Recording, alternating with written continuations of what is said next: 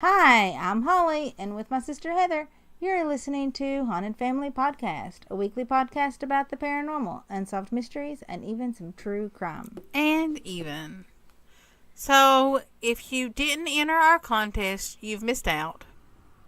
So sad. We did the drawing on Halloween, and we announced our winner on Instagram. We've already contacted her, and she's super excited, and we're super excited. But don't worry, stick with us. We'll eventually do another giveaway. Maybe for Christmas. We like making stuff and putting stuff together, and we like spoiling our listeners. That's when you say, yes, Holly, we do. Yes, we do. No, we do. I was just thinking this has been a weird week, and It has been a weird week. Heather went to a fun party. So, we're from the South. And when you're from the South, you have different, you have weird customs that you do. And you have different customs around. I ain't never had a custom like that. And you have before. different customs around death and dying that you do. Holly and I have both participated in, setting up with the dead. It's just something that we do. But this week, I participated in something that I have never been asked to do. And I kind of hope I never get asked to do this again. I attended a death party.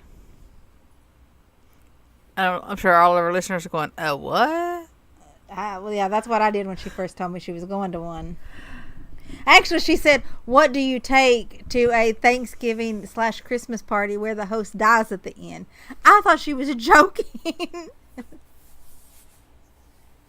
Yeah. That's exactly how I broached it to Holly. What do you take to a Christmas/Thanksgiving party where the host dies? And she's like, huh? I'm like, yeah. After the party, the host will go back to her room and she's going to die. And Holly was like, is this like some sort of weird suicide thing? And then I had to explain to her that my neighbor has been sick for a number of years. And she's been in the hospital for a very long time. And she's decided to stop treatments. So she wanted to have a party. And the hospital accommodated. And then after the party, she went back to her ICU room. And, that's going to be it. The doctors have told her that that she will not be getting out of the hospital this time. But somebody brought a bunny in their purse for her. Yeah. And they brought her dogs up to see her. Oh, so you didn't tell me that. That's so sweet. I don't know that somebody could... No, you couldn't smuggle my dogs in. I mean, you could smuggle... Well, no, we didn't have to. Max in, the hospital, but you could... The hospital allows dog visitors as long as the dogs are fully vaccinated. Oh, that's good. So, actually, it is your employer. It is. I have a fantastic employer. So they had to have the shot records with them, and they came right on in. And all the staff was super accommodating. The staff actually brought food too, and it was really nice. Yeah, in a weird way, but nice. Yeah, I mean, I don't know. Ernie and I had this conversation when I told him where you were going. Actually, when you told me that game day traffic was awful, I was telling him because we were thinking about going to that game because it was Veterans Appreciation Day also at the game. But tickets were super expensive, and I don't get an employee discount to single games. So we did not go to the game. But he couldn't believe that somebody was having a party like that either. And I made him promise that we would not have a party like that if something happened to me and I was needing to die. Yeah. I mean, it was nice given the circumstances, I guess. it's something I hope I don't ever attend again because, I don't know, it's kind of weird. Kind of awkward. Right. But I'm glad that her last wishes were able to be fulfilled. Oh, yeah. I mean, that's super sweet. And then the fact that her doggies got to come. Yeah. But yeah. So, as I told Holly, our grandmothers prepared me for a lot of social situations. And, our grandmothers prepared me for a lot of interesting and unique social situations based on our weirdness. But they've never prepared me for a death party. Yeah, I thought when you first asked me about that, I was thinking like a murder mystery, Thanksgiving, Christmas, and I thought that was pretty cool. I've been to a murder mystery party before. We had a murder mystery Halloween party once that was pirate themed. And the house burnt down. No. This was after their house burned down. This was their new house that's built inside the mountain. But yes, after one of their Halloween parties, their house did burn down. They still had their Halloween decorations in. Yeah. So this week, interesting topic. It was supposed to be actually last week, but last week was crazy for us. Yeah. So we talked about Amityville, and this is kind of a continuation. Like an extension of the Amityville thing. We're talking about, and this is probably going to be like a part 1 of, however many also. But it is movies that are based on true paranormal events. Or allegedly true paranormal events. Yeah, I'm air quoting true paranormal events. Or also, it could be titled, Why We Distrust the Warrens. Yeah. Although, the very first one I'm going to talk about, it has nothing to do with the Warrens. But several of the ones I found are the Warrens. Right. Actually, several of the ones we've talked about this week as we led up to this are Warren-related events. Right. So, growing up, in the late 70s and 80s, we grew up with 2 distinct horror franchises.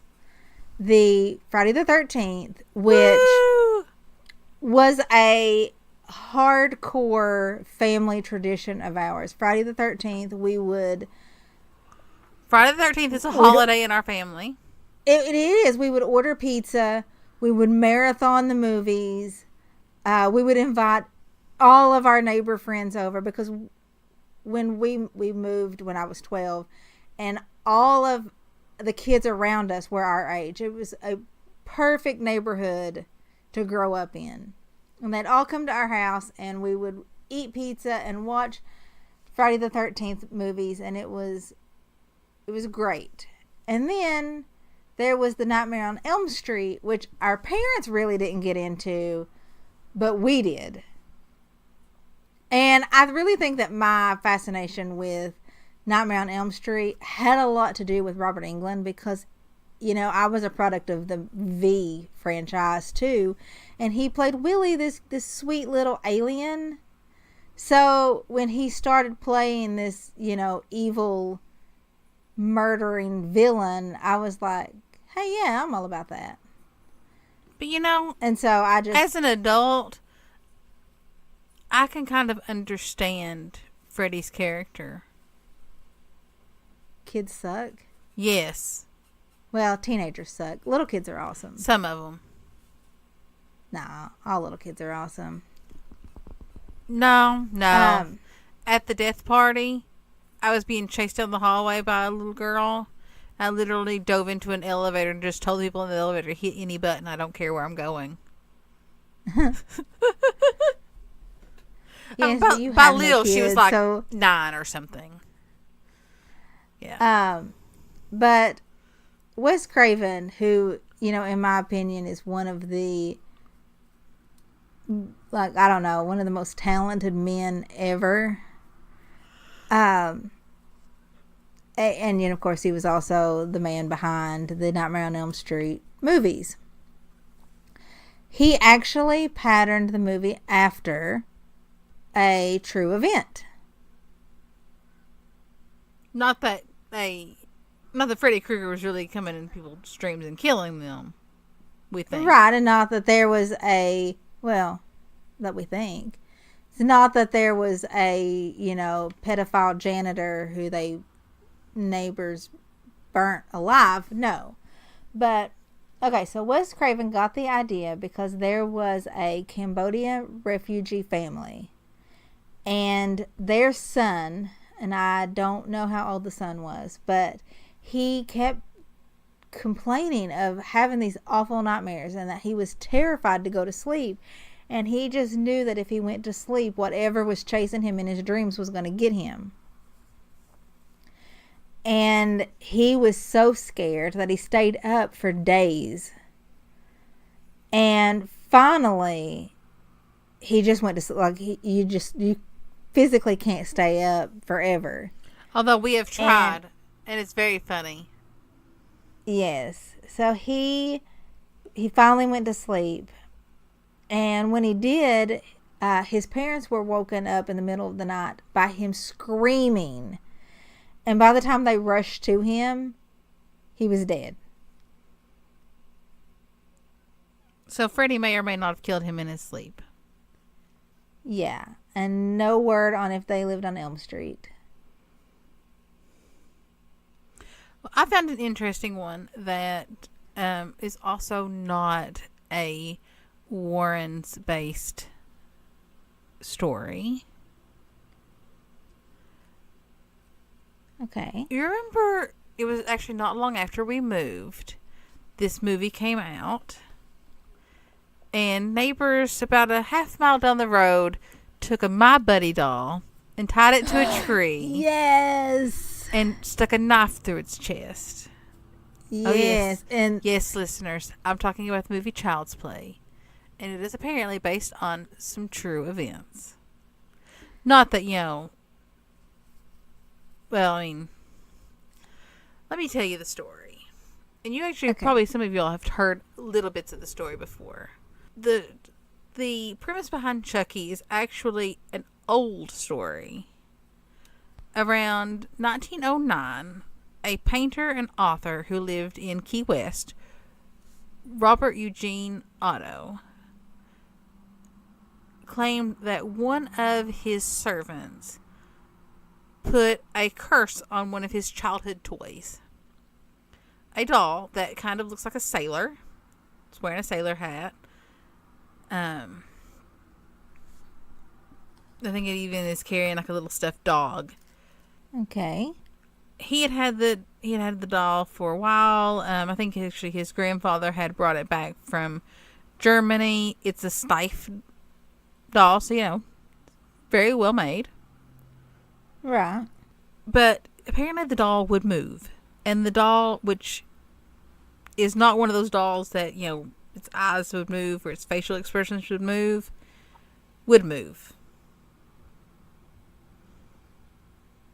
Right. Yeah, like its facial expressions would change, or it would giggle when it doesn't really have a giggle box in it. Wow. The doll would mysteriously move from room to room in his house, knock over furniture, and he even claimed that it would talk to him. Oh. So when he when he died in 1974, I guess his family did not want the doll, and they left the doll in the attic of the house. Which, not joking, people, is why the very first thing I did when I moved into my house was go to my attic. We had a party. Not a good party, but we did have a party to search her attic. Yeah, I mean, nobody died or anything. The new family also reported things happening in the house, and eventually Robert the doll, which is what the doll became known as, was donated to the Fort East Martello Museum in Key West, where it is still on display today. But there are several movies about haunted dolls. I don't know if I really believe in the. Okay, I believe that items can become haunted. There seems to be an excess of items that are haunted or cursed. I mean, the frickin' Warrens have apparently a whole museum of items locked away that's supposedly cursed or haunted. I don't know. I don't believe it's that prevalent. Right. I don't believe in Annabelle the doll and all that stuff. I first heard about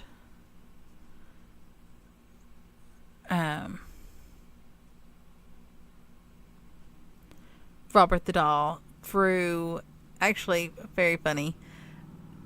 I have a guilty pleasure TV show. Well, I did. I really like watching Ozzy and Jack's World Detour. I don't even know what that is. Ozzy Osbourne and his son Oh, in an RV traveling the country. Wow. Okay, did not even know that was a show. Yeah. And they visited in, like, I think their second season, third season, something like that. I think we put a lot of... I think that haunted items are becoming the trend right now in the paranormal. I don't really believe it's true, but who knows? Right. I think if one is, Robert the doll might be it.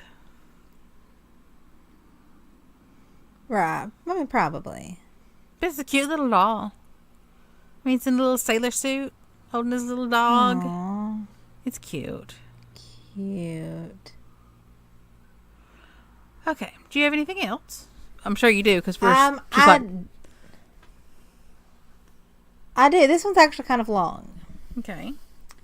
So, not only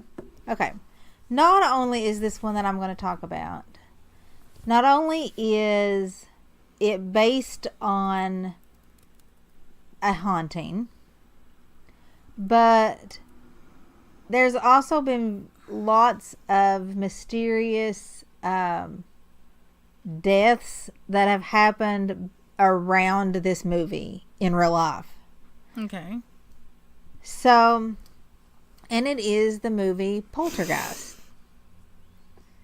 Okay, so, fun fact, listeners, about me. I don't remember which Poltergeist it is. I'm going to say it was Poltergeist 3, where she's in the, where they're in the high-rise apartments. Yeah. With the mirrors. That's the movie that made me terrified of mirrors. Yeah, sorry about that. I was probably way too young to watch that when I watched that. Well, it came out in 1982, so I'm guessing you were too young to watch it. Since that's the year you were born. I did not watch it when I was born, but I watched it like I was too young to watch it when I watched it. I'm going to say probably 7, maybe 8. I think I watched it at Amanda's house. Probably. I think it was on late night one night, and we all watched it, and then we were traumatized because she had that huge mirror in her room, and we tried to cover the mirror and almost broke it. Right.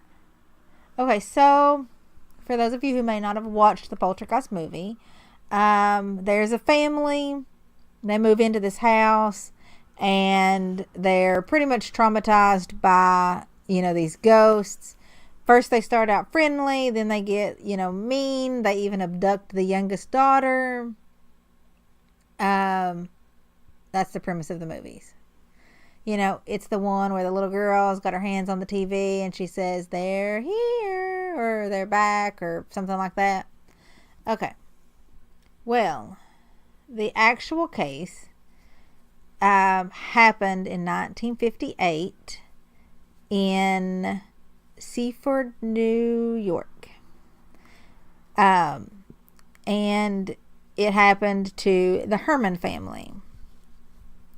So, he thought that his family was just trying to scare him because they were talking about, the kids came home from school and they kept complaining of hearing popping noises. And they would go into different rooms in the house, and like lids would be off bottles, and caps would be, and then like stuff would spray out, and so there was always a mess. They one of the things that the top was off was a bottle of holy water. So the dad, James Herman, told the family not to say anything to anybody and kind of keep it quiet. Well, not even a week later, the family was getting ready to eat, and they heard popping noises again. Well, this time the dad went to investigate, and in several different rooms he found bottles that were opened and turned upside down. So he called the police, and the police officers said that he heard noises and even witnessed capless bottles and stuff that was dumped out, but he couldn't really explain how it happened. So the word got out about it, and they were on TV, and there was lots of people who came in with advice, and even a priest came to the house and said a blessing.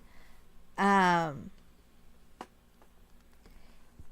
dad still was kind of skeptical and thought that maybe it was just his teenagers. But when it happened while he was looking at his teens, then he realized, okay, well, it must be something. So they temporarily moved out of their house. They moved back. The noises and stuff continued and even got worse. And by this point, like, larger things was being turned upside down. I wonder if your children realize how lucky they are that when they come to one of us with a weird paranormal tale, we're just like, okay, we believe you. Yeah. Instead of, y'all are just trying to pull one over on. Of course, they could also try to pull one over on us, and we'd be like, okay, we believe you. Right. They wouldn't do that, though, because, Abby probably ended up scaring herself in the process of trying to tell us the story. Truth. So they even went to Duke's parapsychology laboratory, and the director of the laboratory thought that maybe the teenagers had opened some sort of psychokinesis or poltergeist activity with their teenage hormones.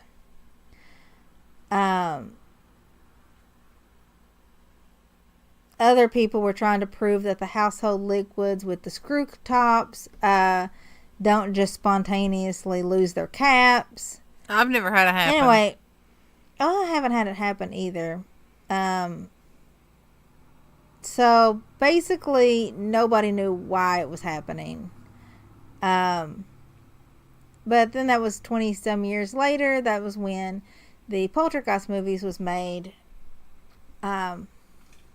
And this is where things get weird, because actually the stuff that happened on set, I think, is creepier than the actual movie and the actual real life haunting.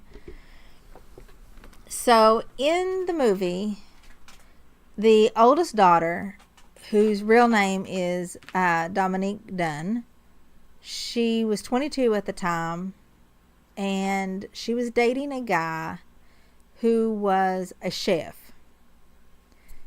She'd just broken up with him, and he comes over to her house on October 30th, 1982.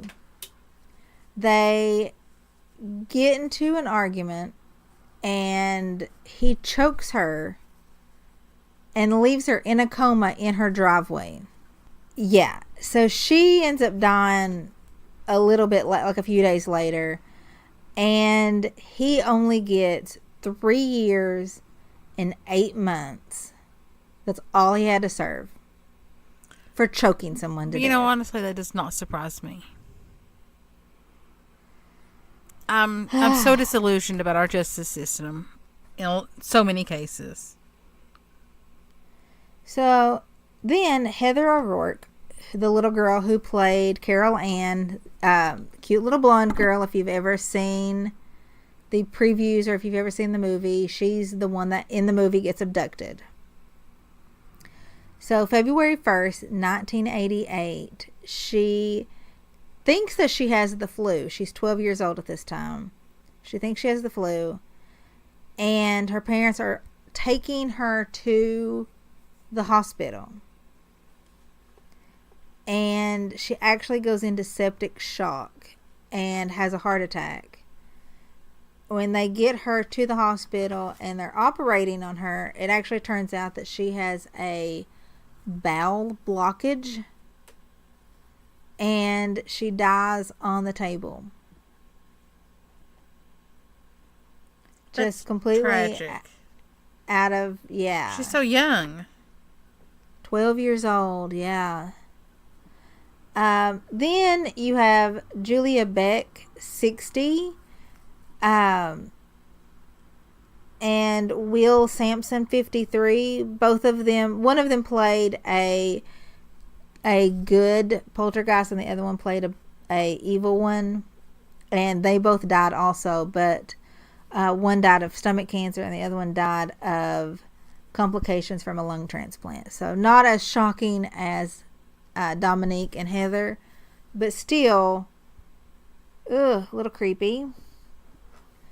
And it turned out that all of these skeletons that were used in this movie were actually real skeletons that was bought from Carolina Biological. No, it can't be.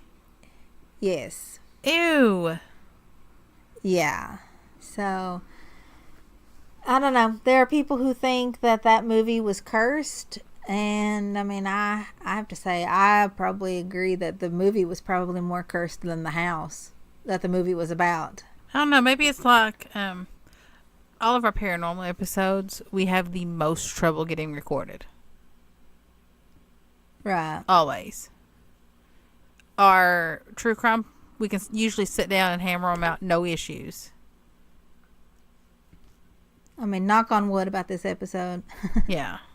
I actually talked to Holly a little bit about this next story this week because I watched some old interviews with the alleged victims while I was baking like 1,000 yeast rolls this week. For the death party? Yes. I'm only exaggerating a little bit. Well, if it's anything like the yeast rolls amount that you bring to Thanksgiving at my house, she's not really kidding. Yeah, it was more. And you know that recipe is like it's an all-day recipe for one batch. So,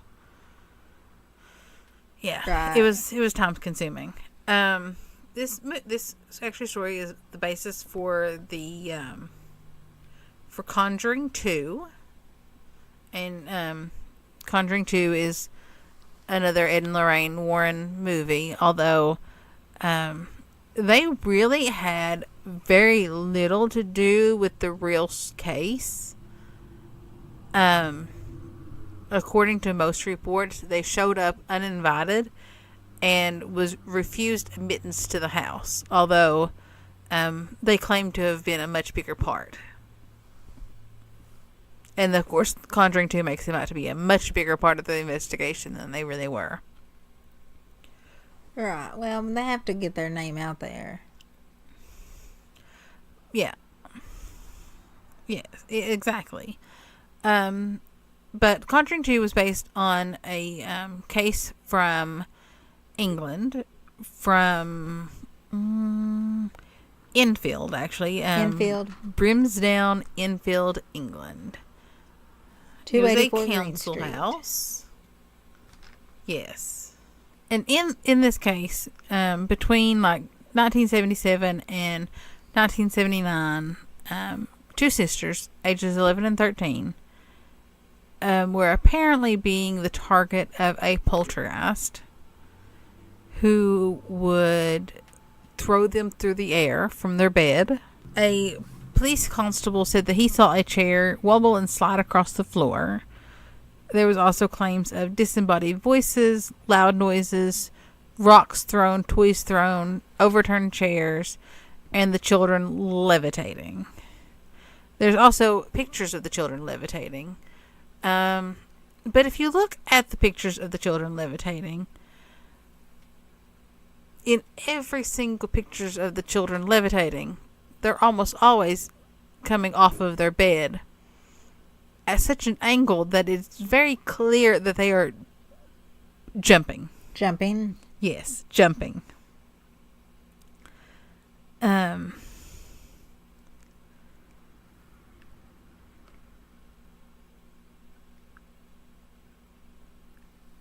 There's also videos of supposedly the voices being heard. And if you look carefully, you can see that all of the voices are coming from the direction of one of the children, of Janet. And her lips are moving ever so slightly. Now, Janet is claiming that the voices are not coming from her, that they're coming actually from behind her. But, I mean, it doesn't take a rocket scientist to tell that it's a teenage girl suddenly changing her voice and mumbling. I mean, it doesn't. It's, watch the videos for yourself. They're available on YouTube. It's painfully obvious that this is a hoax. I mean, and I watched an interview that she did as an adult, and I'm still 100% convinced that she's a faker. I think... Right. No better than the little girls who started the witch panic in Salem. I think that it was for attention. I think that they were bored and they wanted attention. And this got the attention that they wanted. Yeah, of course, several researchers, Anita Gregory, John Beloff, among others, all claimed that to them Janet was faking all of this. But the Warrens were absolutely convinced that it was all real, and it was all of the work of a demon. I know, big surprise that the Warrens are involved in something and it's demonic. It's like they're a broken record. Yeah, but I actually have not watched... I think I've watched Conjuring 2. I don't quite remember. I probably did, and it probably was not very impressive to me. But, yeah. The real story that Conjuring 2 is based on is it's a hoax. 100% it's a hoax. Right. But if you watched the movie and you enjoyed it, yeah, I mean, good for you. Movies are supposed to be enjoyed. I'm personally enjoying the Sabrina TV show on Netflix, and it's horribly inaccurate and, horrible, but, I'm watching it for entertainment. I just can't. I tried.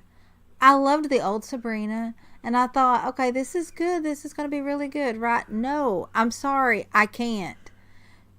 I just can't. I can't watch it, and the whole, all the witches are, slaves to the Dark Lord and whatever. I'm like, okay, that's so much bullshit.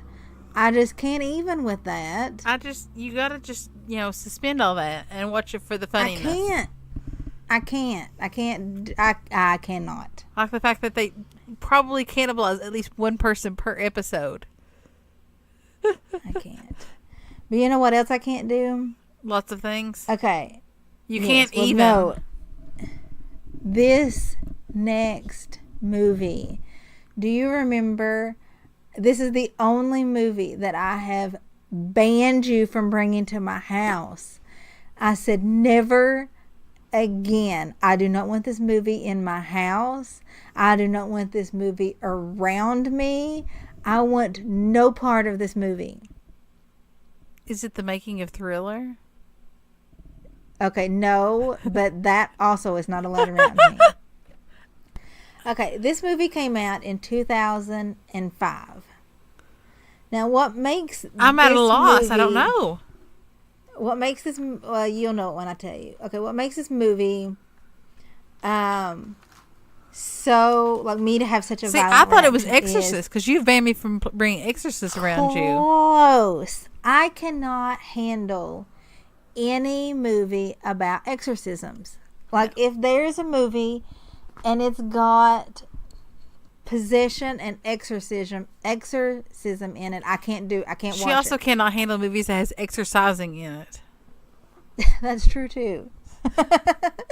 No, but I just can't. I can't handle anything because that gets too real.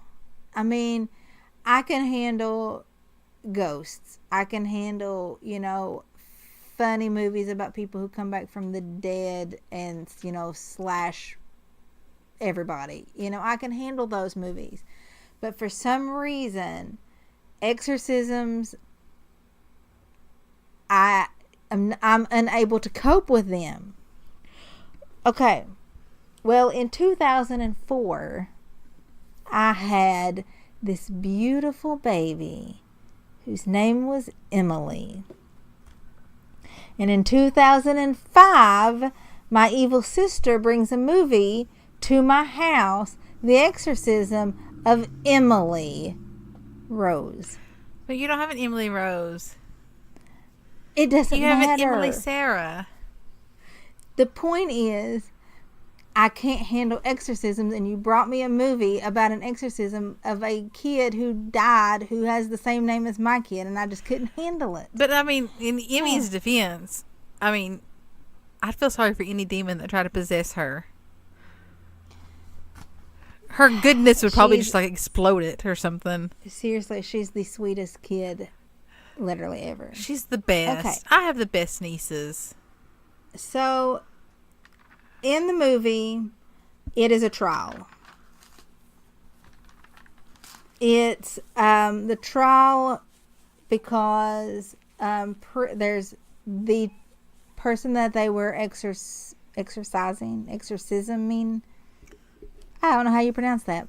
They doing the exorcism on died.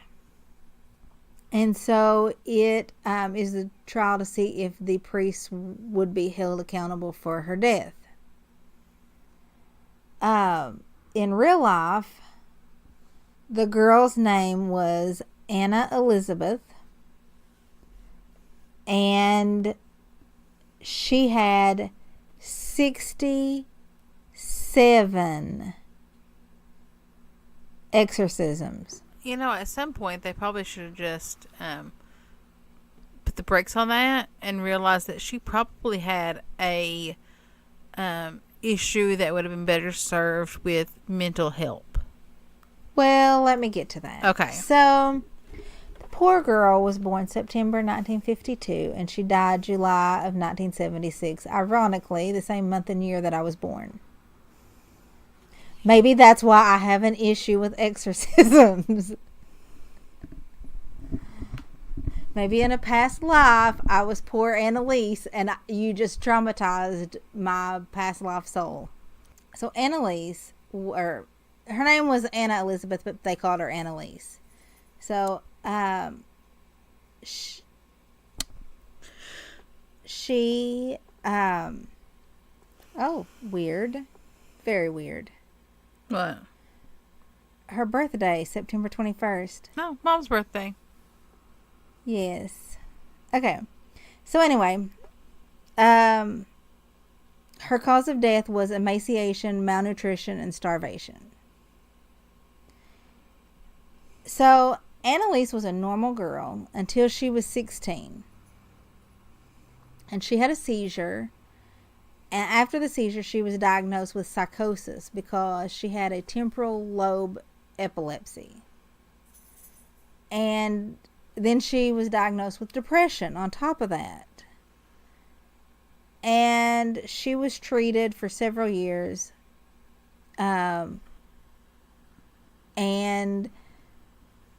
eventually, Like, the treatment was not working. It was 1976. There's really no good treatment. I mean, our grandmother suffered from bipolar depression and had the most barbaric electroshock therapy done on her. And spoiler alert, it did not help At her. all. No, it just made her deathly terrified of the hospital. So, over time, Annalise became intolerant of religious objects, and she started hearing voices. Her condition just got worse. She became suicidal. She was showing all kinds of other symptoms, and then they were just giving her medicine after medicine, and honestly, nothing was working. She would probably be okay now. Like, medical advances has come a long way. You know, we're able to treat mental illness If she better could than afford we treatment. could. Well, that's true too, if she could afford treatment. So the family became convinced that she must be possessed. And they got 2 priests to come and perform these exorcisms. Well, Annalise got to a point that she just stopped eating. She just stopped eating. The priests actually were found guilty and spent 6 months in jail. Good. Because really what was wrong with her was not a demonic issue. Right. I mean, listen, she probably had some schizophrenia. Or something. You know, there was something in her brain makeup. That when she had that seizure, it just started showing. Because that's when it happened, is after that seizure.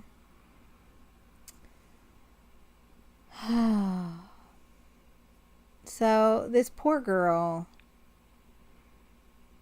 67 exorcisms, and to the point that she just stopped eating and drinking and died. Like, I just cannot even imagine.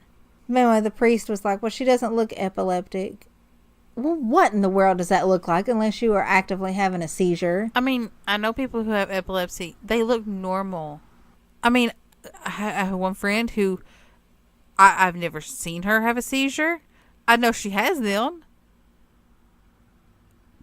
But, you know, I have never been around her when she's actually, you know, physically had one.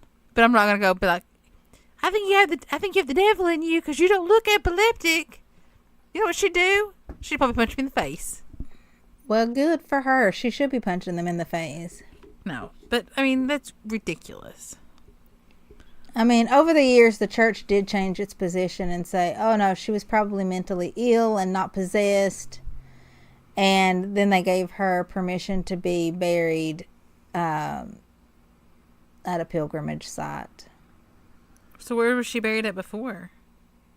I don't know. Like some other place that they don't allow possessed people to be, or non-possessed people to be buried at, I guess. I mean, I don't know. It was the fact that she was possessed suddenly make her not worthy of being buried with, you know, her family. Well, I mean, I guess that they probably didn't want her to be buried if she had a demon inside of her. I would assume that the demon wouldn't want to stay in a dead body. You don't know. I would just assume that they'd want to move on to somebody else that they could torment and work through. Not really doing much good and dead body in the ground. Well, I mean, I don't know. I'm not a Catholic. Also not a Catholic priest. You know what? I kind of feel like pulling a grandma and calling up a local Catholic priest and asking him all these questions. We were raised Baptist by a Southern old regular Baptist grandmother. Now, our grandfather was Native American and was raised Catholic until he met grandma who converted him. Because she would not marry a Catholic. Yeah, she would not marry a Catholic. Do you got another good one? Well, actually, I do, and it's another Ed and Lorraine. Okay. Okay, so this is actually Conjuring 1. I've never watched Conjuring 1. I've never watched any of the Conjuring. But, so, I mean, I guess I'll Google real quick to find out what the movie is about. So I can tell you about the...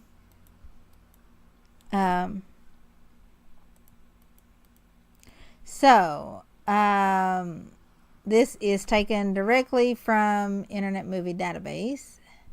In 1970, paranormal investigators and demonologists Lorraine and Ed Warren are summoned to the home of Carolyn and Roger Perrin. The Perrins and their 5 daughters have recently moved into a secluded farmhouse where a supernatural presence had made itself through manifestations, and are relatively benign at first, and events soon escalate into horrifying fashion, especially after the Warrens discover the house's macabre history. Okay, I don't know what the macabre history is, but that's okay. So,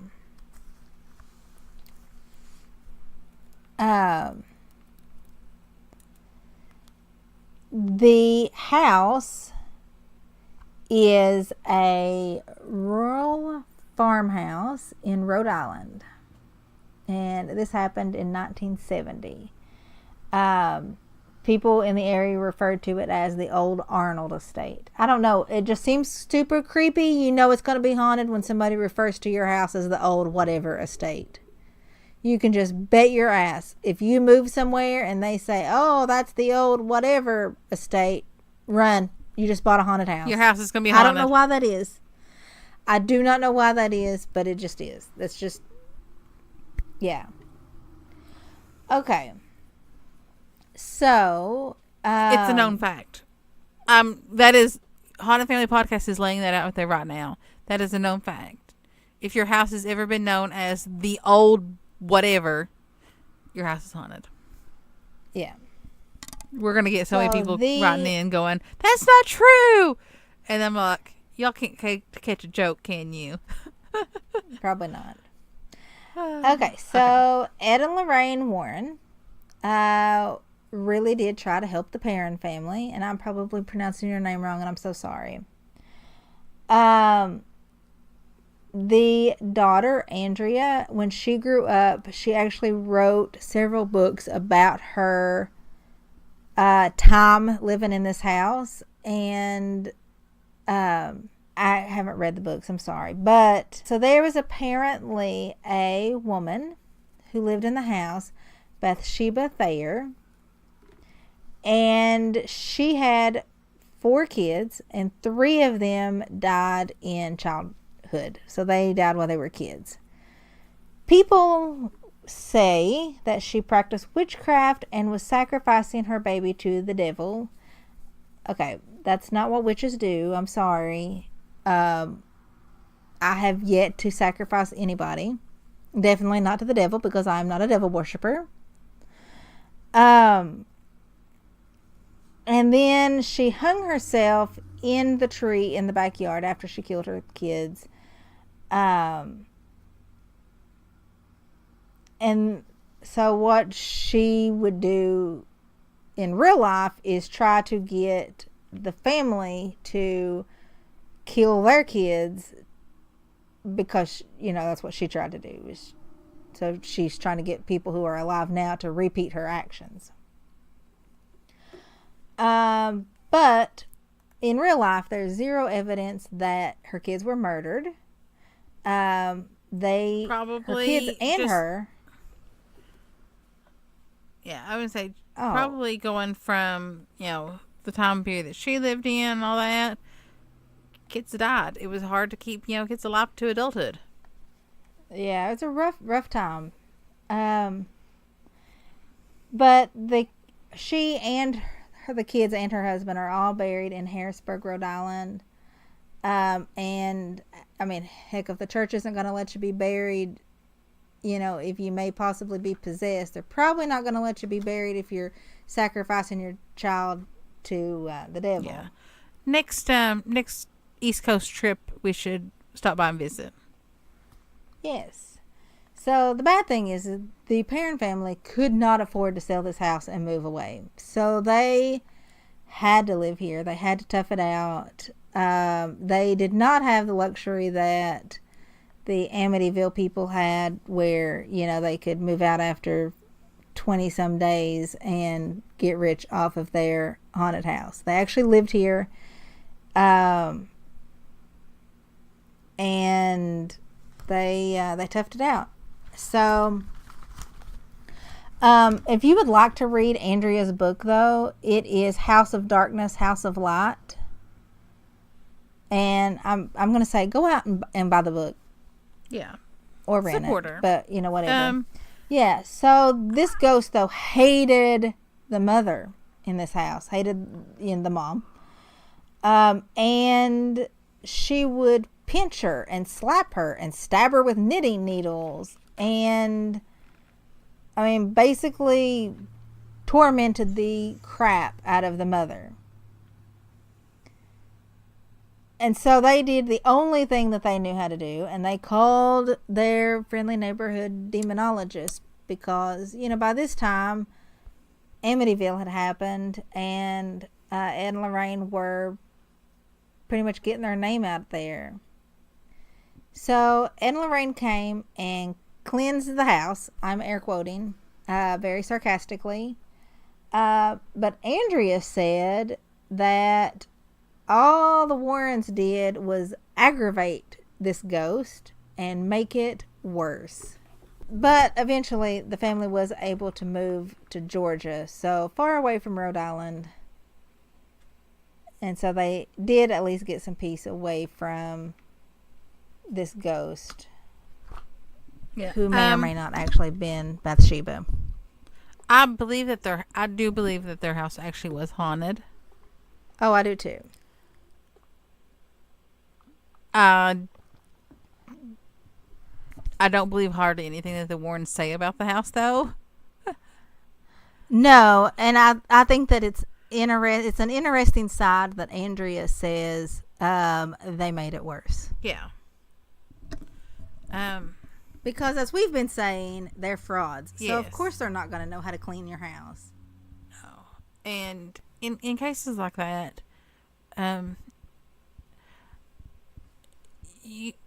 people who don't really know what they're doing can absolutely make things worse. Or in the case of, you know, how I believe the Warrens are, people who are out to do fraud, them trying to showboat and get attention can absolutely stir things up and make things 100 times worse. Right. I mean, I'm glad that the family was able to get away. I'm glad that nobody was seriously injured. Yes. But I think with houses like that, I mean, I don't know if the history of Bathsheba is accurate. But I'm saying that when you've got stuff like that going on, they're probably not going to tell you the correct name. I mean, that as the ghost, not people who lived there. I mean, the ghost is not going to tell you what its real name is. But yeah, I kind of want to go to this house. I don't even know if it's still standing, but I would love to. I'd love to find it. Well, I mean, when you're talking about houses that is that old, there's so much history. And those houses have seen so much and experienced so much. Right. But also, I mean, that area of this country really saw this country's birth. And it was not pleasant. No.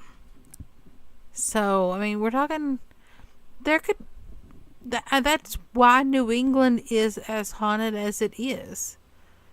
This country had a very bloody start to it.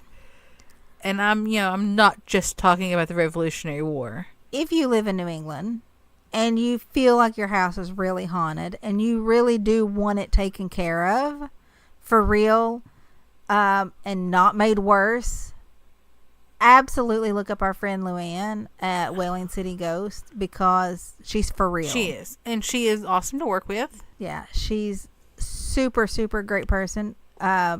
We've actually been friends with her for years and just met her face to face when we went to Boston last year. Yeah, she knows her stuff. She's wrote a couple books, but, you know, she was awesome even before she wrote the books. So, yeah, this is part 1 of our episode of movies based on true paranormal events, because there are just so many. I am trying to talk Heather into movies based on true crime events. We can do that. We need to start filling out our schedule for next year. Yes, we do. We're wrapping up. We will probably take a couple weeks off at the end of the year between Christmas and Thanksgiving. Oh Lord, Christmas and New Year's. Just because it's so busy. It is so busy, and I know that you understand. And then we'll start back up. We might, January. Yeah, we might try to pre-record a couple episodes, but I mean, let's just face it, we're busy people. We are, It's we are lucky to both find time in the week to sit down on the same night to record this. Right. I mean, I have kids, and Emmy is swimming, and that takes time every single day. And I have a day job. You need to let me know when her next competition is so I can come down and watch her. They're actually called meets, but I will. Yeah, sorry. I'm still in band mode. And I've got a day job. I've got my Etsy shop. My Etsy shop is actually expanding to Shopify soon, so I'm going to have a standalone shop. So we have lots going on.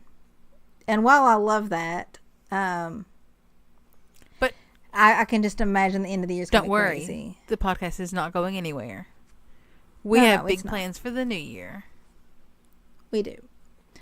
But if you would like to check out my shop, it is CatHairGlitter on Etsy. And just today, I added some new mugs that are hysterical. Very inappropriate mugs. Probably not the kind of mug you want to take to work with you. Very offensive. Unless you work from home. Oh yeah, I'll be drinking out of it. The don't be a cunt cake with a little cute cupcake, or a hippopotamus.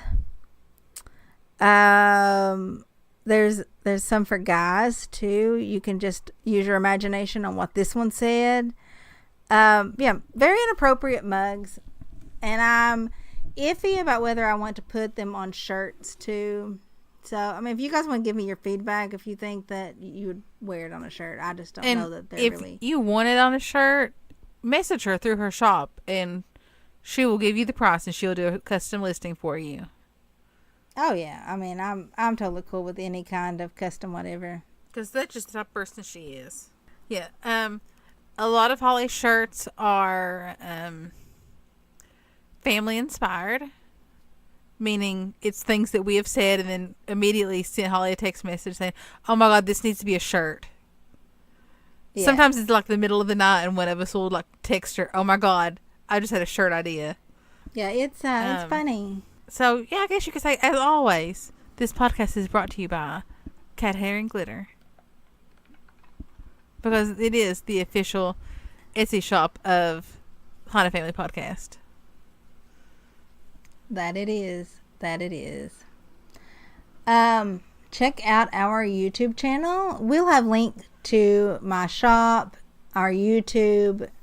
We'll have links to all that in the show notes. But our YouTube is not just this episode. You can listen to this episode on YouTube, but it's also, Heather works really hard to get out a true paranormal compilation every week based on a certain theme. I actually missed this week because I was planning for the death party, but I might try to do 2 for this week coming up because, I'm like that. Right. So, anyway, thanks for listening. Holly, we didn't do a stupid criminal. What? Oh my God, we did not do a stupid criminal. And I've got a perfect one. We still have so many. Is it the horse? No.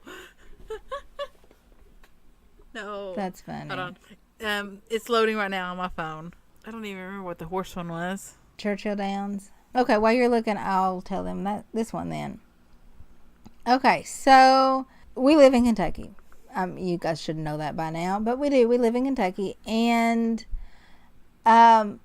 Kentucky is well known for really 2 things: basketball and horses. And bourbon. And bourbon, right. Sorry, I just think that you can't have basketball or horse racing without bourbon, so that kind of goes hand in hand, I guess. Well, if I'm watching basketball, I'm probably drunk. Me too. Football, that's another story. I am hardcore football fan, but I just cannot get into basketball. Anyway, a man was, and I'm quoting here, manifestly intoxicated. Sometimes cops just like to show off their 50-cent words. Yes. So this very drunk man, jumped on a horse at Churchill Downs. And this is during the Breeders' Cup. Yes, we do have races. That's not just the Derby. And this man took the horse, rode it to the gate. To the track entrance. I'm assuming he took it to the gate, but he really took it to the track entrance. And the cops stopped him, asked him to leave, and of course he resisted.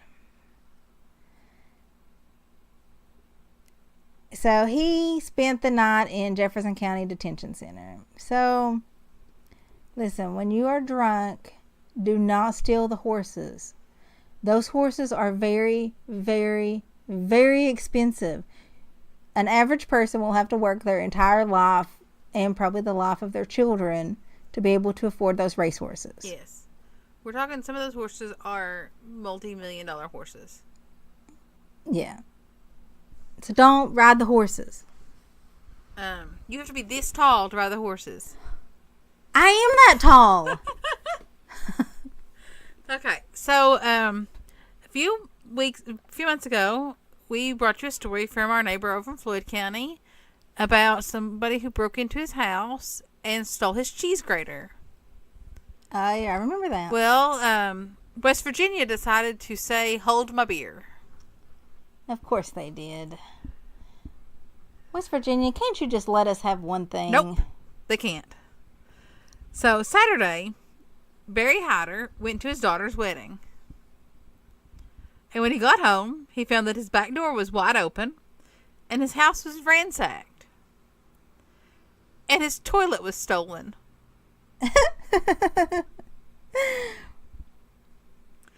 Yeah, they stole his TV, his computer, and his toilet. Now, okay, thankfully, it was not his toilet that was installed in his bathroom used. He was remodeling his bathroom, and it was a brand new toilet still in the box that he had sitting in his living room waiting to be installed in his bathroom. But he said, as quoted in the newspaper, "It's fitting that you stole the toilet because this is a bunch of crap." I love it. Yeah, he says That's that this is pretty much the last straw for living in Huntington. He can't handle the crime anymore, and he is moving to Tennessee. Because he's only lived in... I think he's only lived in Huntington for like less than a year. But, why would you... Getting your toilet stolen is the final straw. Well, listen, if I got my toilet stolen, I'd probably move. I mean... Although, my toilet needs to be replaced. So, listen, if somebody wants to come steal my toilet, I'll just put a new one in. I mean, like, don't steal my new one, because I haven't put a new one in. I was just going to offer somebody to steal my toilet, so it's already up, and I can just put a new one in. Well, don't just set it by the curb, because college students probably use it. Ew. No. I can't believe that Holly almost let us forget Stupid Criminal this week. I know, and I live for Stupid Criminal. This time change has just messed with me. I would fire her, but she's a key part of this whole podcasting thing. I'm the editor. Anyway, thanks for listening. Bye.